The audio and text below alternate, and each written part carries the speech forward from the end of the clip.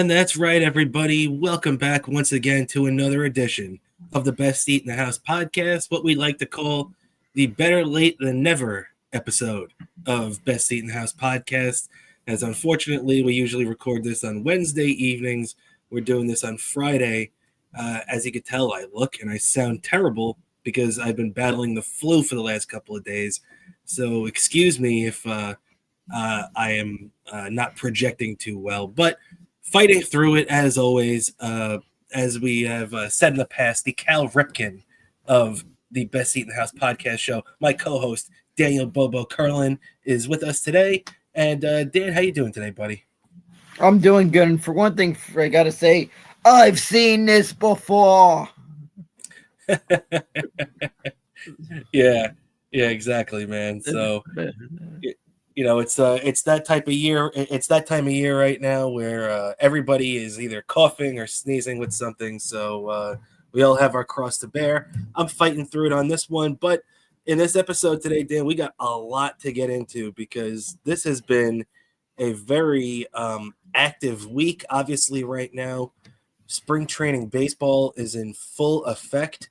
And you know what? Let's just start off right there as let's recap a couple of things before we even get into the action of the day as the Mets took on the Nationals earlier today at Port St. Lucie. But let's just start off with some of the negative news that we know right off the bat that Sean Manaea, the tribal chief of the New York Mets, has an oblique injury that is at least going to sideline him for a week or two, and more than likely will prevent him from making the opening day roster. Not only costs him the opening day start possibility, but obviously also the opening day roster spot. And Frankie Montas, we know that we discussed last week that we're not going to be seeing him anytime soon, as Frankie Montas has the lat injury and probably won't be picking up a ball until sometime in mid-April, which means that we're not going to be seeing Frankie until mid-May the earliest and maybe mid-July the latest. So, who knows what's going on with that. But Dan, what are your thoughts? Now we got two big injuries. One of the things me and you have discussed at length this whole offseason is our concerns with this rotation. And, what are your thoughts of these two big injuries hitting the Mets early on? Well, all I could say is I hope Singa recovers well, and I'm just really upset at David Stearns for not doing enough for the in the pitching front. Should have maybe signed Walker Buehler, who was easily available. He was asleep at the wheel on that one. He was asleep at the wheel on not making a trade for Dylan Cease, which he should have, because they got a surplus at so many prospects at shortstop and catcher that they could have parted with one or two of them for something we badly needed. And I'm just scratching my head on that. Now, Dan, I'm sorry to interrupt you real quick.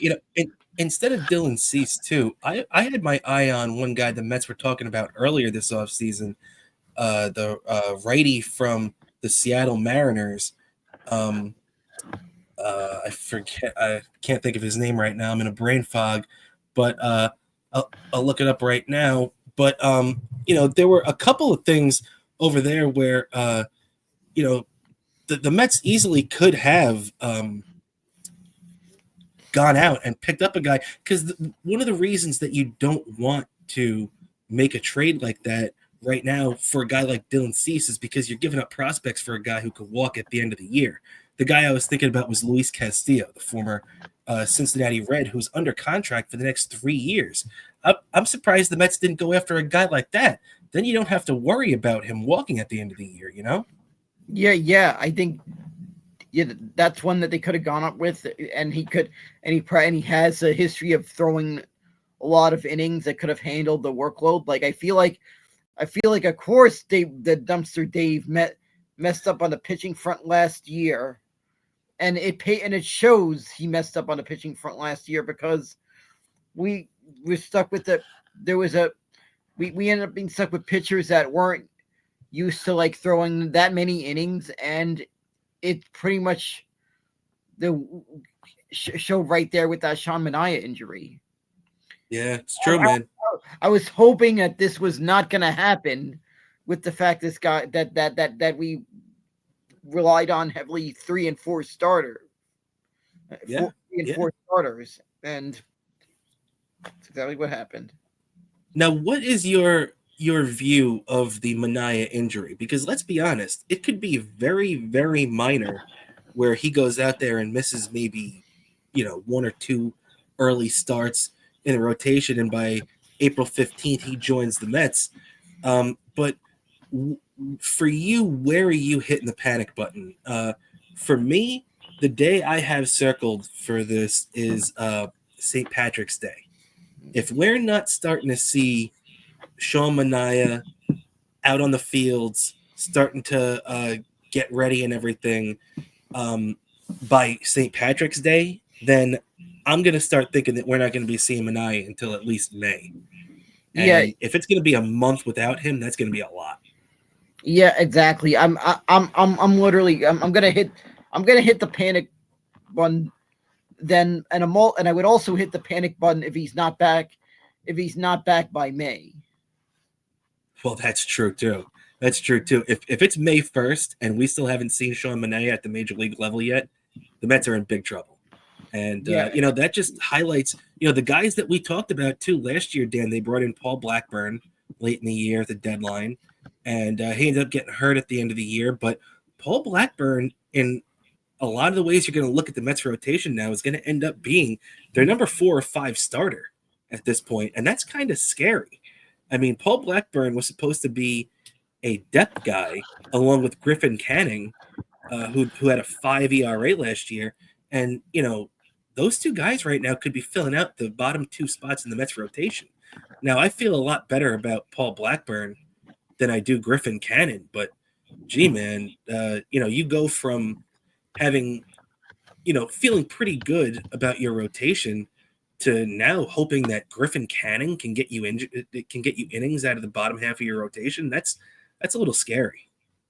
yeah, it's a little scary. Another thing I feel like we need to keep a good eye on is Brandon Sprout over in who's probably going to start the season in AAA. I say definitely keep a good eye on him. Definitely, you might want to do what I did the way I got an autograph of Matt Harvey. I I was I was I I was at a birthday party I was invited to in Buffalo one time. Back when remember when the Mets had their AAA affiliate in Buffalo. I decided to go to a game because I knew there was a prospect, Matt Harvey. I decided to take advantage of seeing while he was there, and I decided to try to see if I could pull off getting an autograph. I ended up getting Matt Harvey to sign an autograph. Very cool. Very cool. Back when the Mets had their AAA affiliate in Buffalo, he was pitching there in AAA before a couple of months later. Of course, a couple of months Yeah. later, we know he got called up and was one of the most really impressive major league debuts in Mets history we saw there that later Yeah, that no doubt year. about it, man. And you mentioned Brandon Sproat at the beginning there, and let's just turn the page and talk about the game today then, because the Mets ended up playing the Nationals today at Port St. Lucie. They improved to 3-4. They shut the Nationals out with a 7-0 win, and that win was started off by Mets top pitching prospect Brandon Sprout, who looked pretty damn good over 2 innings, didn't allow a hit or a run, struck a guy out. And what did you think of Brandon Sprout's his spring training debut for 2025? I was impressed by that. That was just impressive. I've seen this guy in a high A ball when he was at Brooklyn, and I'm just impressed by what I saw, and I'm anticipating his debut at some point this season, and I might be taking a look at some of his starts via the MLB.TV app because you also get access to the minor league games now. With the MLB.TV app. I don't know if you took a look at any of the bet affiliate games, especially when there's involving some big prospects that could be called up soon.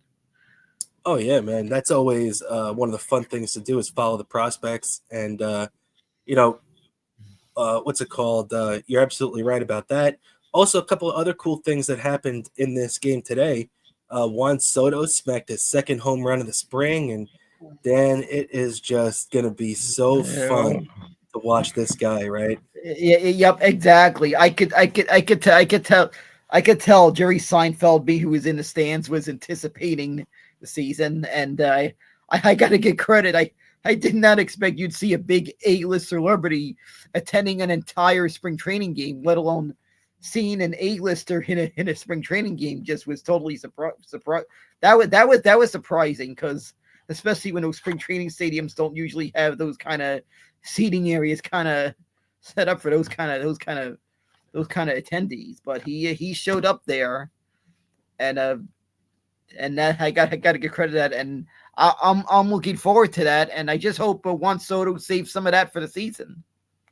Yeah, man, no doubt about it. And he looks good so far. The other cool thing about Juan Soto too is that you get especially a lot of these left-handed bats and everything, and it just goes to show what an anomaly Juan Soto is, because the guy with these big bats. I think back to his in a lot of ways. I don't know why. Maybe because I just saw it the other day. For some reason, I liken him a lot to Cliff Floyd and his presence in the Mets lineup back in the day, and maybe it's just because it's the big left-handed threatening bat. And Cliff Floyd, one of the things that he would pull the ball down the line and absolutely pulverize it, and that's what most big left-handed bats do. Both of Juan Soto's home runs so far this spring have gone to the opposite field. It's just such a joy to watch this guy hit. He is just such a smart hitter, and it doesn't matter where you put the ball. It doesn't matter if you fool him a little bit. He can still get you every time.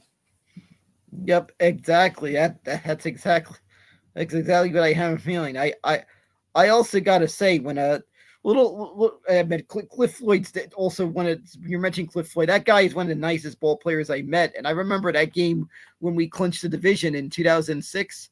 I was of course sitting in the upper deck, but during BP I was watching. I was there on the field watching BP, right, the field level, and I just saw Cliff Floyd there. Snapped a quick picture with Cliff Floyd, and he just gifted me his batting practice gloves.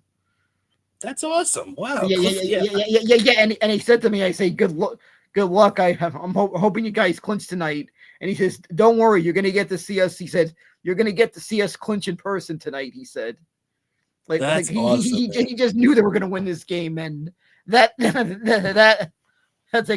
exactly what happened. And trust me, I was hungover the next day after that game because I I frequently think about what that postseason and that season overall would have been like had Cliff Floyd not gotten hurt. Because, if you remember early on in that Dodgers series in the NLDS, Cliff Floyd was crushing the ball, and then yeah, he ended up suffering a setback to that injury, and he wasn't really much of a factor in the NLCS at all. It really would have been interesting to see if Cliff Floyd was fully healthy there, how he could have contributed. yeah, exactly. Would have been interesting, especially after seeing that big moment in Game One of the division series. Another Yeah, moment tied to Cliff Floyd that yours truly got to be at, and I still remember how wild Shea Stadium erupted when he hit that home run. Like that was like the which way home that run are you talking stadium about? that in the game one of the Oh, 2006 against the NLDS. Dodgers. Okay. Yeah, yeah, Hmm. yeah, yeah. Hmm. I remember that. I remember that. I was there. I just still remember how just that upper deck shook when that happened. Yeah, Being man. there for that was just something getting to be at that game in person. Great memories, man. Shout out to the great Cliff Floyd. And it's weird that we're talking about Cliff Floyd too, because I didn't plan this at all. But I did also want to point out, though, speaking of Cliffs, Ryan Clifford went out there and showed some of his power yesterday, hitting a big bomb in the spring training game. I forget who they played yesterday, but he hit a big bomb. And it's nice to see Ryan Clifford, one of the guys the Mets got back when they were trading off guys like Scherzer, and Clifford came back in the Verlander trade. So really interesting to see this guy coming along. He's supposed to be starting the year uh, possibly at the AAA level. I know they got Drew Gilbert at AAA. Ryan Clifford could be either double or triple. I guess depending where they feel he best fits in at. But I'm interested to see what this kid's got. Yeah, exactly. And I feel like at some point he could be DHing for us this year at some point.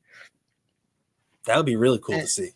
yeah, exactly. And for all I know, if if if I was able to be lucky enough to get up to Syracuse that time, because I remember I said I want to see Brendan Stout at some point, might if that's possible, I might have to go. Hopefully, I'll get also be seeing him also. Yeah, man. No doubt about it. We'll see how things progress for Ryan Clifford this year. Another quick note before we turn the page on the Mets. Brandon Nimmo made his spring training debut today. So nice to see Brandon back in the lineup. We remember at the end of last year, Brandon Nimmo, he did have a decent postseason despite the fact that he was hurt and he was clearly in a lot of pain. And we know he dealt with that plantar fasciitis injury to his foot in the second half of last season, which dropped him from a season where he started off, he was an all-star last year, and then the second half of the year, he just hit 190. He lost all his power, and he looked like a shell of himself, to be quite honest. But Nimmo, looking healthy, made his spring debut today, so looks like he's on track for opening day because he's one of the other guys I was a little worried about to see how quickly they were going to move him along. Yeah, exactly. I have a feeling he's going to be back fine, and he's going to have some big moments, especially if we're in it down that stretch run. There's just going to be some big moments with Nimmo as always. Yeah, man, and it's interesting too. Brandon Nimmo. When you look, I was listening to the great Rico Bronya podcast, which is a WFAN podcast done by WFAN's own Evan Roberts and Pete Hoffman. And those two guys do a great show. If you ever get a chance, go out of your way to listen to them. And especially if you're a big Met fan like me and Dan. And they went position by position comparing the 2024 Mets to the 2025 Mets. And if you look at the Mets, I mean, basically, they got nothing from right field and left field last year. They got very, very little production. And you figured just by plugging Brandon Nimmo into left field, those numbers are going to go up because Nimmo's going to switch from he DH'd a lot last year. He also played a lot of right field.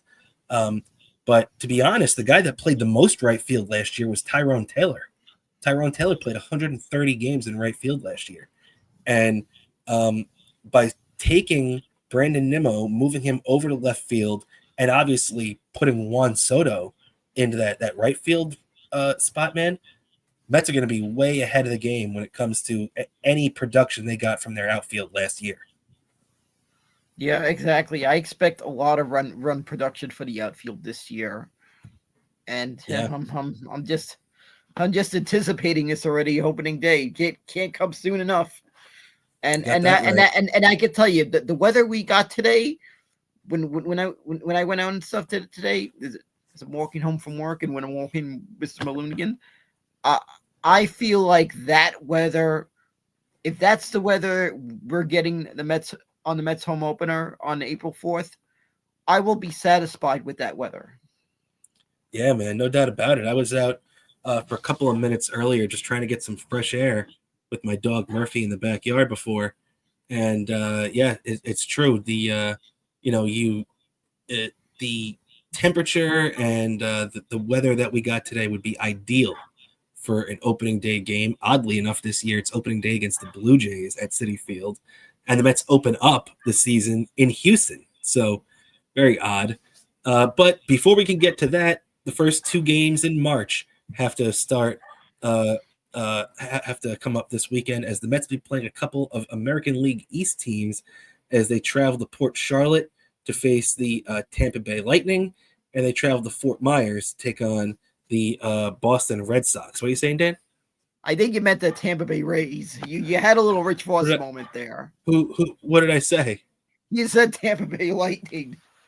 Did I say Tampa Bay Lightning? I don't even know what I'm talking about right now. I am on so much flu stuff right now, my friend. I don't even know what I'm talking about. So yes, my Rich Voss moment. I meant the Tampa Bay Rays in Port Charlotte.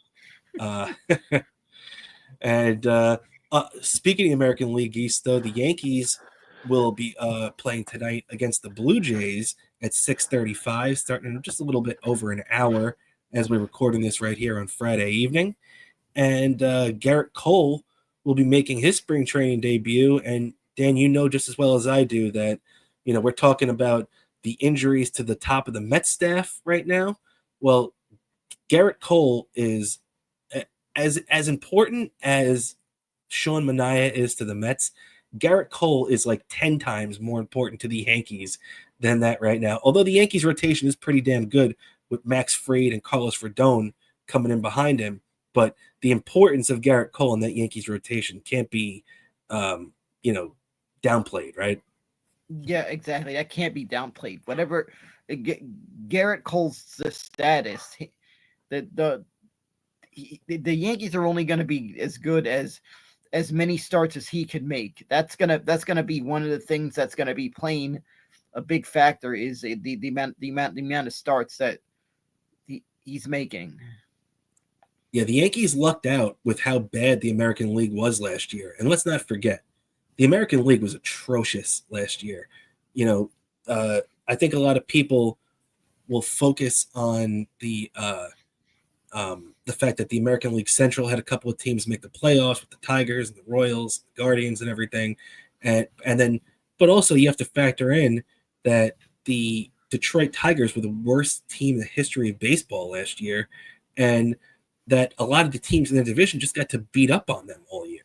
And the American League was as bad. To be honest, it might be the worst American League overall season that I've seen in my entire life. That's how bad that American League was overall last year. And the Yankees got lucky because let's not forget, the Yankees didn't have Gerrit Cole until the end of June last year. When the Mets and the Yankees played in the beginning of July, Gerrit Cole faced the Mets, and it was only like his second start of the year. That's how little the Yankees got out of Gerrit Cole last year. So it's imperative to keep this guy healthy and make sure that they get 27 to 30 starts out of him. Yeah, exactly. That's gonna play a big factor. And there's also a couple of teams in the American League that looked like they improved. So that's also gonna play a factor big time. Who do you think improved the most the American League? I feel like it looks like there's two dark horses in the AL. I feel like Cleveland and the I guess you could say Sacramento / soon to be Las Vegas is a dark That's a horse. good point too. Hey, by the way, and I think you made a good point there too. I'd also throw out the Red Sox with Garrett Crochet and Alex Bregman going there too. But you mentioned the A's, and I noticed something on MLB Network. I noticed that the A's, obviously they've been playing in Oakland since 1967, and they're, what they call like their short name. The Mets would be NYM, the Yankees would be NYY, Boston Red Sox be BOS, so on and so forth. The Oakland Athletics always use OAK, but now since I guess they're not in Oakland anymore, they've just changed it to Athletics. So it's ATH is the shorthand for the Athletics this year now, which, it seems very odd to me. Yeah, it is. It is weird that they use that. I guess they rather had used that instead of Las Vegas because they're not officially Las Vegas and everyth's not still ready and on track to be ready yet in Vegas. So since Sacramento is pretty much since Sacramento is really a temporary situation for them, they're just using that for a while. I'm sure once they're in Vegas, you'll see LV will be what they'll be using. Oh, definitely. You're right about that. But still, in the meantime, it's kind of weird. Yeah, that's gonna be weird. It's gonna be weird. Yeah, seeing they're gonna be playing in that AAA stadium, which is a small seating capacity, over in a Sacramento, which I'm always gonna I always think of the way Steve Summer would jokingly say Sacramento. He would always refer to it as Sacramento. Yeah, yeah. Well, Steve Summers, he's a native Northern Californian, so nobody knows sack of tomato better than the great Steve Summers, the schmooze. And Dan, this isn't in Northern California going on right now, but right now we got the NFL Combine going on in Indianapolis right now. I saw the Pat McAfee show was there earlier today. There's a whole bunch of news coming out of there. And one of the things that we've been hearing teased all week is this quarterback carousel that's going to be going on that we find ourselves on every year. One of the names mentioned was LA Rams quarterback Matthew Stafford, who was rumored to be uh, potentially en route to the New York Giants. The Giants were kicking that idea around. It looks like that's not going to be happening now as the Rams have restructured their deal with quarterback Matthew Stafford, ending the speculation of him going anywhere, including to the New York Giants. And, from my perspective, Dan, I think this is a good move for the Giants because the Giants don't need Matthew Stafford right now. As much as he could be a good boost to them, the Giants aren't really near winning. I mean, maybe if they still had Saquon and maybe if they still had a couple of other little pieces on the defense, but the Giants really aren't that close to winning yet. And Matthew Stafford might make you feel better in the interim, but wouldn't the best option for the New York Giants be to go out there and get whatever the best quarterback on the board in the draft is instead of picking up Matthew Stafford? Yeah, I'd rather the Giants go get the best quarterback they can in the draft. And maybe I hear rumors of Aaron Rodgers. Maybe bring in Aaron Rodgers as maybe a way to just a bridge gap thing for the next quarterback. To not have to rush whoever the whatever quarterback we draft in the first round. Depending how the first round plays out. I'll tell you this much, Dan. If Aaron Rodgers goes to the Giants, it's going to break my heart. But I will get a Giants Aaron Rodgers jersey just to shove it up the ass of the Jet fans that let this guy walk. Yeah, exactly. But yeah, I would. I have no problem with that. Rogers being like a bridge quarterback to whoever similar to how remember how when Eli Manning they brought in Kurt Warner as a Mm-hmm. bridge thing to Eli Manning. I wouldn't mind them doing that for a bridge thing to whatever quarterback we draft in the first round if the first round plays out that way, which Yeah, is going to be that's it's true. going to be a lot to watch during the next couple of weeks of the off season and of course the NFL draft. Also, I got to say about speaking of off season, remember how that debacle, the way how we saw the complete disaster of the Giants off season on Hard Knocks off season. Well, Mm-hmm. apparently because of that, no NFL team, because of all the criticism and because how much of a meme the footage of that from Hard Knocks offseason became. No NFL team wants to take part in a Hard Knocks offseason to the point that they're going to do Hard Knocks offseason. It's going to focus on a college team, UNC, with following Bill Belichick's the progress of preparing for the the off season process with the USC and their college football program. Unless it's going to be following Bill Belichick's 24-year-old cheerleader girlfriend, I could Yeah. give a crap about off-season hard knocks. You know what I mean? Yeah, exactly. But that's how bad of a situation it got last year with the them not because the result the results of that footage that was seen in Hard Knocks off season last year, which Yeah, which and by I don't blame him. which by the way made me feel that disappointment of Saquon Barkley leaving the Giants not once but twice made me feel the pain of it. Why HBO did they have to do that to me? Why Yeah, HBO? It's bad enough I yeah, had to man. live through it once. I did not want to see the behind the scenes footage of how it all went down. Yeah, and just further, I really think right now our football teams are really in bad shape, really in bad shape. I thought Aaron Glenn, they the Jets head coach, came out and made himself look like a fool earlier this week, and they were asking him, and he got all defensive, saying that this isn't about Aaron Rodgers and he didn't want to answer Aaron Rodgers questions. Okay, great. Now we're back in quarterback hell after the Jets finally got a good quarterback statistic season last year. So it's going to be interesting to see who they replace him with.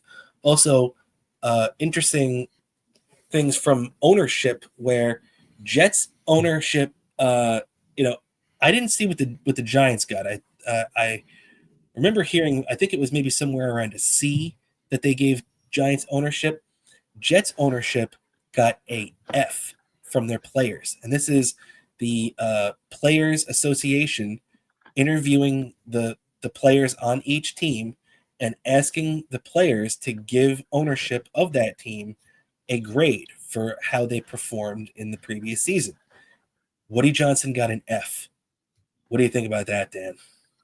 Oof, that's a disaster wait there, and I feel bad for you because it looks like your Jets are going to have a hard time recruiting players after all that's been leaked.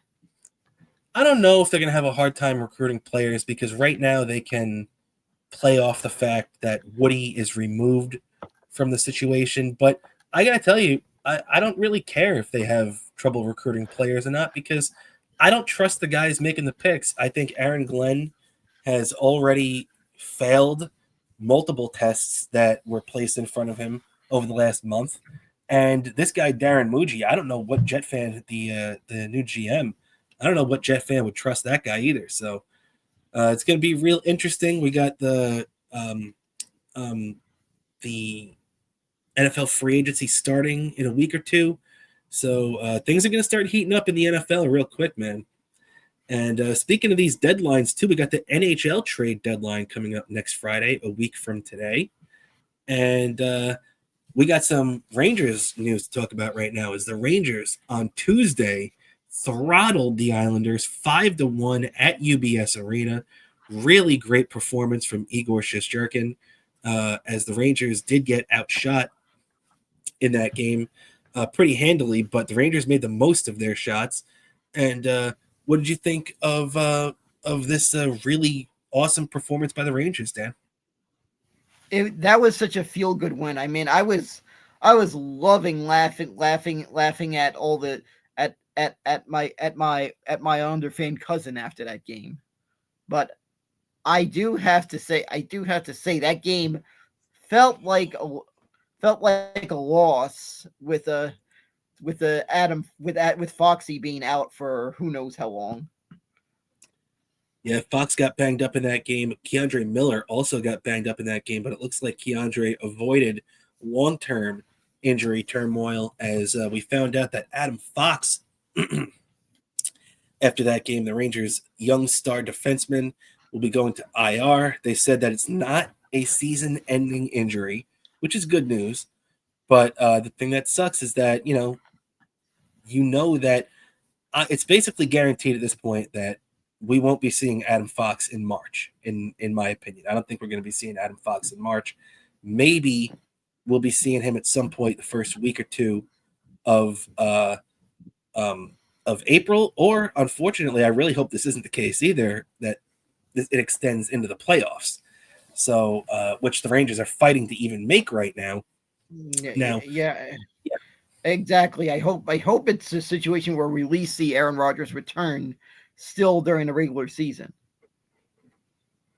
Oh, I think you just pulled a me and a Rich Voss there, my friend. Is you said Aaron Rodgers, not Adam Fox. I'm sorry about that. Adam Fox. I meant. I had a Rich Voss moment. It's okay, everybody. We're just losing our minds over here. Yeah. So Adam Fox to IR, which stinks. Now that also shuffles up the whole power play and everything too, because let's not forget Adam Fox is the shot from the point there. So right now, Mika Zibanejad, who had been put on the power play 2 unit, is now going to rejoin the power play 1 and will be taking Adam Fox's spot at the point. And so right now you're going to have a power play where it's going to be 5 forwards out there.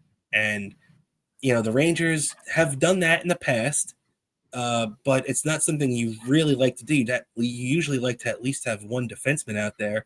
But it is going to be good in the sense that I think Mika does have a much better shot from the point than Adam Fox anyway. So it'll be interesting to see if maybe, uh, although it'll hurt the Rangers defensively overall to not have Adam Fox out there, maybe it'll help the power play a little bit.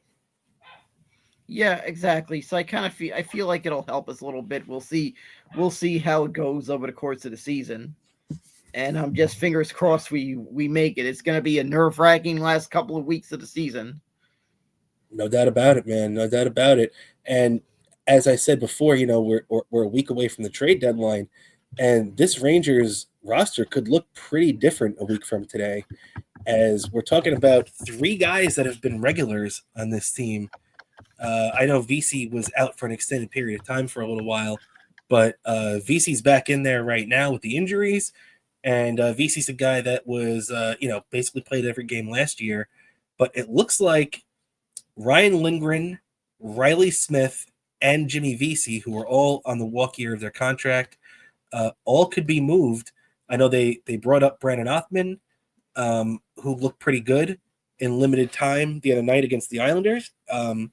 They also brought back up Zach Jones, who's fresh off a conditioning stint in Hartford, where he played back-to-back games. He played 29 minutes in one game, and he played 26 minutes in the next game. So he said he loved that. He came back to the Rangers, got a full, effort against the Islanders. So, nice to see Zach Jones getting that shot again. I'm a big fan of that kid. And, hey, I mean, let's see what the Rangers could do with these three guys. Because, look, I still think that even if the Rangers get rid of Ryan Lindgren, Riley Smith, and Jimmy Vesey, as long as it's not just salary dumps where they're bringing, low-end draft picks and not bringing anybody in return, maybe they trade Lindgren for a draft pick, and maybe they trade, Jimmy Vesey or something. But if they're getting a draft pick back and flipping it for somebody, you know what I mean? Like there has to be bringing somebody in. Although I guess maybe you could just replace it with the youth too, because they're also talking about Brett Berard coming back up eventually. What would you like to see happen at the deadline, Dan? I would expect they pull off some of these trades. Maybe they pick up a couple of draft picks and maybe flip those for something really big. It's what they need to do, and I have a feeling they're going to do that. Well, they're going to have plenty of cap room, so they can do it for something big. But it's going to be interesting to see if Chris Drury has the appetite for that, with the amount of overhaul this roster has gone through this whole season. I mean, let's not forget we had the big trade that involved Jacob Trouba earlier this year, shipping him out to Anaheim and bringing back Euro Vakinen, and then you had the big move where they brought in JT Miller, and they also sent out guys like Capo Caco, and there have just been a lot of maneuvers this year by Chris Drury to try to give this team a proper facelift. And, it's just going to be real telling to see what Drury's plan is in the next week. And, that all starts tonight as the Rangers are playing the Toronto Maple Leafs at Madison Square Garden at 7:00. Yeah, exactly. This I feel like is going to be a key moment this season in swaying the outcome of the season. Yeah, they're going to have to go out there and win because, let's be honest, the Rangers, they did, look, the Buffalo Sabres are a garbage team. The Rangers got boat raced by them on Saturday by a score of 8-2, which was just an absolute disgrace. Then the Rangers got completely outplayed by the Pittsburgh Penguins on Saturday evening, but ended up, or Saturday afternoon, and ended up managing to steal that game late in a game where, for the most part, the Pittsburgh Penguins really outplayed the Rangers. Then the Rangers came out flying against the Islanders on Tuesday, so that was an emotional game against a rival. I don't understand why that emotion wouldn't have been there on Saturday. Maybe there was a hangover for a couple of these guys coming back from the Four Nations face-off. But hey, it's all going to be on the line tonight against the Maple Leafs. This is going to be the first time the Rangers are playing a legitimate playoff contender since they've returned from the Four Nations face-off. So it's going to be interesting to see how these guys measure up, Yeah, exactly. And I'm expecting this game to be the Rangers to be in this game the whole game, and I have a feeling the Rangers are going to win this, and it's going to come down to a goal in the third period. It's my gut feeling. I hope so, man. From your lips to God's ears. Yeah, and I can tell you, there's going to be there could be a fall off my chair kind of moment. I feel like this game's going to happen. I just feel it in my gut that there's going to be a fall off my chair moment. I That's hope gonna so because that's gonna cause Mr. Malunigan to bark for me making all the noise. there he is barking in the background right now, and hopefully he's doing that again a little bit later tonight. I do want to take a quick look though at the playoffs as we're looking at where the Rangers currently sit right now, and for the wild card right now here, let's pull this up as the Rangers. Here we go. Right here, so you can take a look as the right now. Let me blow this up a little bit for everybody. All right, so the Detroit Red Wings and the Columbus Blue Jackets both have played 59 games, one more game than the Rangers, and they hold a 4-point edge in the standings. So the Rangers, trail by 4 points right now. They do have a game at hand, so it's really like a game and a half as opposed to 2 games being out of that last playoff spot. But just goes to show you, man, I mean, as bad as the Rangers have been for a lot of this season, they are right there in the playoff mix. I mean, you can't, look at it any other way. They're basically a 500 team, 29 and 24, and or I'm sorry, 29, 25, and 4 with 62 points. But they're right there. They're just a couple of spots out of that playoff spot. Yeah, I just have a feeling they're gonna either make it or they're gonna be very close, but lose out. One of the two, I feel like, and I just feel like if they make it, they're gonna have a crazy playoff run if they make it. I hope so because it'll definitely be like kind of like the Mets this year. The Mets when they got in, it was kind of like a house money type thing they call it, and I feel like if the Rangers made it, it would be that same kind of feeling, right? Yeah, exactly. And I can and I can tell you, I'm rubbing the belly off on the Grimace plush today to try to bring some mojo to the Rangers. That's right, my friend. The Grimace is going to need that. And all right, I'm starting to run out of stamina a little bit here, so we're going to go to our final topic as the let's see, the Knicks and the Sixers, man. So two very interesting that the Sixers announced today that Joel Embiid is going to be out for the rest of the year with his injury. The Knicks beat the Sixers 110-105 at the Garden on Wednesday night. Brunson dropped 34, looked really good. The Knicks needed that win bad. And, the other good news coming out of that, too, is that Mitchell Robinson, who, by the way, it's interesting to me that Mitchell Robinson is expected to rejoin the Knicks tonight against Memphis the same day that the guy who injured him intentionally, let's not forget that, Joel Embiid intentionally injured Mitchell Robinson in the playoffs last year in the first round. And the main reason why Mitchell Robinson, nearly a year later, still has not played a basketball game since is because Joel Embiid intentionally came down on Mitchell Robinson and injured him. And, so real interesting that Mitch gets cleared to come back in the same day that we find out Joel Embiid will miss the remainder of the season. Yeah, I know. What a coincidence. And I'm hoping Mitchell Robinson can come back to full force after this. And I'm just applauding and feeling surprised that we're actually seeing this, that he's actually gonna return. If we kept seeing it, he's gonna return this time, he's gonna return this, and it's finally actually happening. Yeah, yeah, it's true. We've been talking about this since Christmas, so it's been almost a 3 month build to getting the Knicks' former starting center back. But hey, if Mitchell Robinson comes back and he's able to take some of the load off of Karl Anthony Towns, that's exactly what the Knicks need. So shout out to Mitchell Robinson. It's gonna be nice to see him back on the floor tonight for the Knicks as they get ready. I forgot to write down who they're taking on. Let's see. The Knicks are taking on the Memphis Grizzlies tonight. So and the Grizzlies are not a pushover team either. The Grizzlies have the same record as the Knicks. They're both 38-20. So it's going to be a tough game tonight out in Memphis, starting at 8 o'clock. But the Knicks are in a good spot right now. Karl Anthony Towns back in the lineup as well. So which by the way, the Knicks won that game on Wednesday without Karl Anthony Towns. He was absent from their lineup with the injury.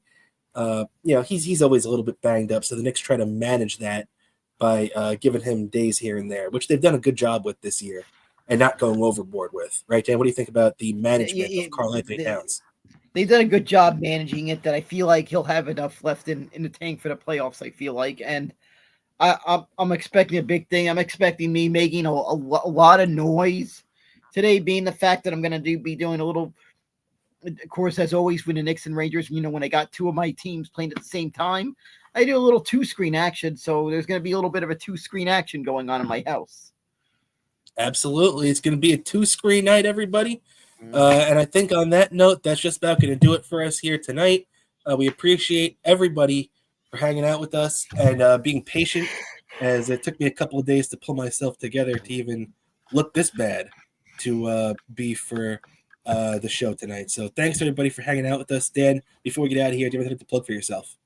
Sure, my Twitter, Bobo103NYC, Instagram, Bobo718DK. Also, subscribe to our Patreon. You get access to stuff like Tracks I Admitted, our Patreon exclusive shows, 2 weeks early access to my YouTube videos. It's only $5. So subscribe, and if you're already subscribed, get the word out. Absolutely. Well said, my friend. So once again, thank you everybody for hanging out with us here on this Friday. Hope you enjoy a great weekend. And for my co-host, Daniel Bobo Curlin, I'm Rob Cramer. This is the Best Seat in the House podcast, everybody. I will catch you next week. That was a good show. Also